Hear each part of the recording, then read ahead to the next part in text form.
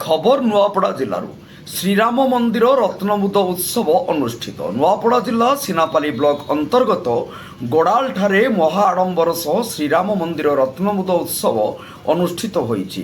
सकाळु भव्य कलश शोभायात्रा सह साहाड़ा गछ पूजा, माटी पूजा, कलश पूजा, होमयज्ञ आदि कार्यक्रम समापन होइथिला एवं मुख्य आचार्य पंडित मानक तत्वावधान रे समस्त कार्य समापन होईछि।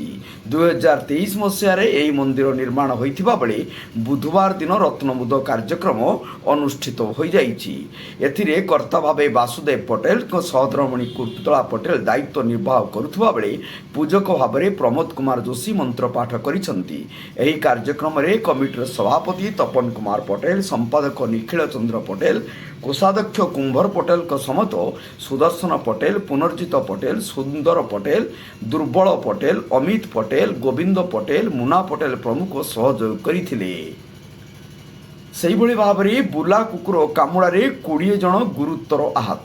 नुआपड़ा जिला कोमना थाना अंतर्गत तोरबड़ा गाँव में बुला कुकुर आतंक देखा देइछि। जणे परे जणे लोकंकु बुला कुकुर कामुड़ी आहत करुछि।